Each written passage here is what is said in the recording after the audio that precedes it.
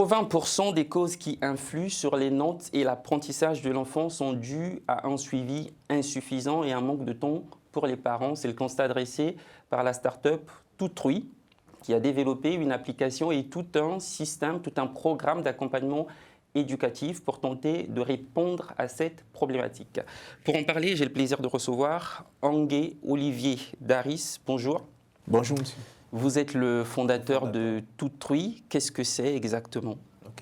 Toutrui est une entreprise qui est spécialisée dans l'éducation, qui développe en fait tout un environnement d'application qui permet d'accélérer l'intégration pédagogique des enfants. Alors l'entreprise a été créée, ensuite une application qui porte le même nom, Toutrui, en 2015, si mes informations sont bonnes. Comment est venue l'idée de ce projet? Quel était le déclic? En 2015, j'étais étudiant en master et j'avais une camarade qui n'osait poser ses questions en classe. Et elle avait ce problème de timidité. C'est-à-dire qu'elle disait, en fait, je ne peux pas poser mes questions en classe parce que j'ai peur que mes amis me traitent de stupide, que ma question soit vue comme étant bête. Et finalement, elle accumulait des lacunes. Et donc, là m'est venue à l'idée, en fait, parce que je suis à l'initiative et puis il y a beaucoup d'autres personnes qui m'ont rejoint, là m'est venue à l'idée de créer une application sur laquelle elle peut déclarer ses incompréhensions en restant anonyme. Et une fois qu'elle a déclaré ses incompréhensions, la question est renvoyée au professeur et le professeur peut répondre. Et c'est vraiment une application qui a fait un émoi au sein de la salle parce qu'il n'y avait pas, elle s'appelait Lily, il n'y avait pas d'ailleurs qu'une seule Lily au sein de la classe parce que toute la classe a commencé à utiliser parfaitement l'application et nous avons commencé à remonter des statistiques en fait au professeur pour lui dire sur telle notion que vous avez dispensée aujourd'hui, 90% d'élèves n'ont pas compris. Et ça a tout changé au sein de la classe, ça a délié même les paroles. Donc, un écosystème en fait digital qui permet l'interaction de façon anonyme ou... De façon anonyme, mais finalement, elle avait le choix d'être anonyme ou pas.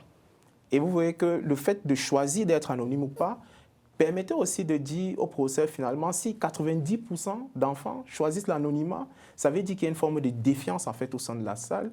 Donc, il y a même un travail en fait d'assainissement en fait au sein de la salle qu'il faut opérer. 2019, vous ramenez le projet au Cameroun, votre pays d'origine. Comment il est accueilli là-bas? C'est un nouveau projet. C'est un projet qui défie à la fois tout le paradigme éducatif qui est déjà mis en place. Donc, lorsqu'on amène beaucoup d'enseignants comprennent la nécessité du projet, mais ça demande beaucoup d'efforts à mettre en place. Donc, finalement, au lieu de travailler avec les écoles, on commence à travailler avec les parents et les parents ont formidablement bien accueilli le projet. Alors, 34%, c'est le taux de pénétration de l'Internet au Cameroun, soit 2,7 millions d'Internet supplémentaires en 2021. Aujourd'hui, au Cameroun, comme dans beaucoup de pays en Afrique, Internet ou le téléphone sert encore à téléphoner ou aller sur les réseaux sociaux. Est-ce que cette mentalité est un frein à votre projet? Oui, les gens ont un peu d'a priori. Les gens se disent, mais on n'aura pas la connexion. Et c'est pour ça qu'en parallèle, on développe aussi en fait des supports papier.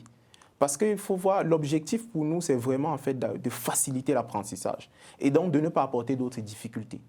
Mais effectivement, au sein des écoles, on a eu une bonne pénétration parce que les enfants ont quand même des portables. Et puis ça, nous avons un opérateur comme Orange qui est venu faire un partenariat avec nous et qui nous a aidés finalement dans cette facilité à l'accès des données mobiles. Au Cameroun, aujourd'hui, est-ce qu'on peut évaluer, est-ce qu'il y a des chiffres, des statistiques sur le nombre d'élèves qui utilisent cette application ou finalement qui aujourd'hui ont évolué grâce à cette application? Oui, nous avons 10 000 élèves qui ont utilisé l'application et 2 000 enseignants qui ont utilisé l'application pendant le Covid. Alors, de l'application, vous êtes passé à tout un programme d'accompagnement éducatif de façon très simple et claire. Comment ça fonctionne? J'aimerais faire une analogie rapide. Quand vous partez chez un médecin, le médecin va vous prescrire une batterie d'examens. Ça, c'est pour établir le diagnostic de la maladie. Vous souffrez de quoi? Et nous avons remarqué qu'au niveau de l'école, ça ne se fait pas. C'est-à-dire que lorsqu'un parent arrive, le parent d'habitude nous dit « je cherche un répétiteur ». Mais lorsque nous réalisons le diagnostic, nous nous rendons compte que la difficulté que l'enfant rencontre, ce n'est pas le répétiteur, ce n'est pas un répétiteur ou bien un agent de soutien scolaire qui pourrait apporter la solution. Donc, ce que nous on fait aujourd'hui, c'est qu'on va d'abord faire un diagnostic du problème de l'enfant. on trouve le vrai problème et c'est une fois qu'on a trouvé le vrai problème qu'on met en place en fait toute la stratégie de remédiation.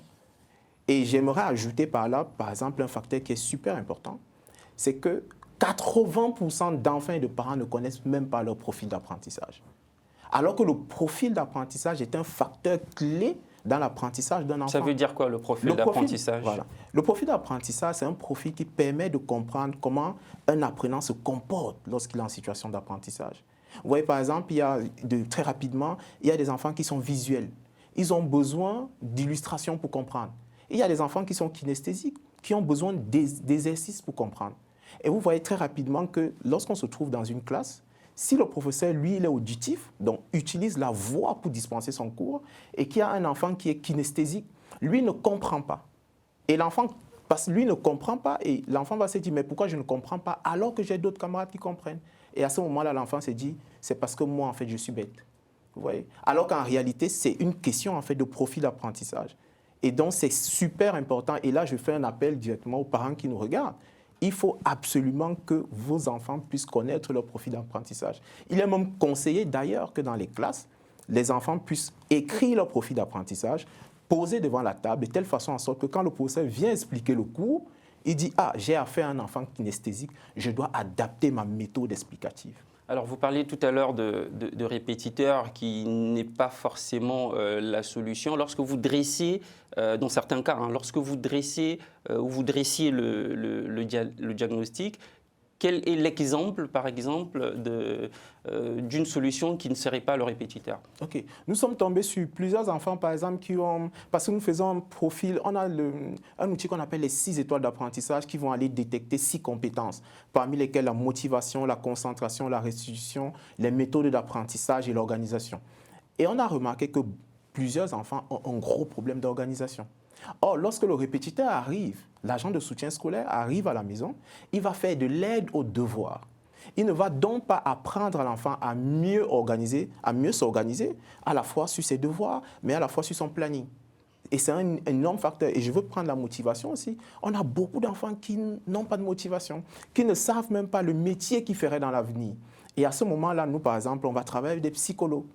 Ouais, donc là, effectivement, l'agent de soutien scolaire est totalement inadapté pour cette problématique. Alors, je suis un parent, je souhaite bénéficier de votre accompagnement. Comment ça se concrétise? Quelles sont les différentes étapes pour vous joindre, pour que vous accompagniez l'enfant? Comment ça se passe? Est-ce que c'est une personne qui est en contact avec l'enfant? Est-ce que c'est toute une équipe? Est-ce que c'est en visio, en présentiel? Comment ça se passe? OK. Lorsqu'un parent nous joint, déjà, nous avons un site toutricorp.com sur lequel le parent arrive, il trouve nos contacts dessus. Et la première des choses que nous faisons, c'est un entretien à la maison. Parce que ce qui est fondamental, c'est... Pour dresser justement le diagnostic. Le diagnostic et aussi l'environnement. Les facteurs qui peuvent influencer sur l'apprentissage présent à la maison. Et après, à partir de ce moment-là, nous allons mettre en fait le parcours de suivi. Et dans le parcours de suivi, le parent intervient lui aussi dans le parcours de suivi. Et là, c'est du coaching parental. Et nous allons nous formons les parents à avoir les bonnes méthodes et les bons outils pour bien suivre les enfants. Mais on tombe très souvent sur des parents qui n'ont pas le temps. Il faut quand même pouvoir suivre l'enfant. Et à partir de ce moment-là, nous mettons à disposition un intervenant qui fera le travail. Alors aujourd'hui, combien de familles accompagnez-vous en France, puisque vous avez débuté les activités en janvier dernier, et au Cameroun? Combien de familles? En France, nous avons déjà 10 familles. Et plusieurs autres familles qui sont dans le pipeline pour faire le test de profil d'apprentissage parce qu'ils ont compris que c'est important. Et au Cameroun, nous avons 40 familles et nous avons commencé en novembre. D'accord.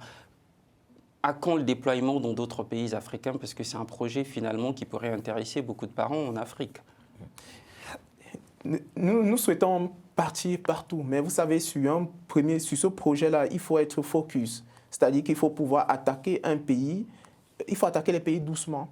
Mais ce que nous avons constaté, par exemple, nous on discutait avec notre expert comptable qui est tunisien et qui nous a dit « mais pourquoi vous ne m'apportez pas ça en Tunisie ?» Et donc souvent, on a beaucoup de personnes en fait qui nous font ce besoin-là. Mais puis ça, il faut des financements. C'est pour ça que j'appelle aussi, s'il y a des investisseurs qui nous regardent, voici un projet super impactant aussi pour la société et nous sommes toujours aussi en recherche de financement. D'accord. Alors, aujourd'hui, comment vous travaillez? L'équipe est composée de qui exactement? De jeunes, j'imagine? Oui, de jeunes, mais aussi de... Quel profil?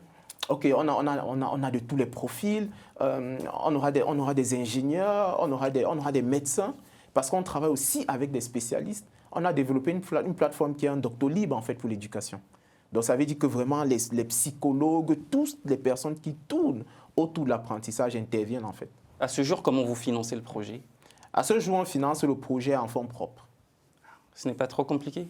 C'est compliqué, mais nous savons le sacrifice et la raison. C'est une mission de vie pour nous. Et c'est compliqué, mais nous le faisons d'abord en fonds propres parce que nous savons là où nous voulons aller, ce que nous voulons apporter comme impact, à la fois pour notre pays, mais également pour la société, parce qu'on a remarqué que c'est extrêmement fondamental, même ici, en fait. Olivier Daris, merci d'être venu sur ce plateau. Je rappelle que vous êtes le fondateur de Toutrui, qui est donc une application et tout un programme d'accompagnement éducatif, scolaire, pour les enfants, aussi bien en Afrique qu'ici. Merci d'être venu. Merci à vous. Merci à vous d'avoir suivi ce numéro de l'entretien du jour qui se referme. À très vite sur Télé Sud.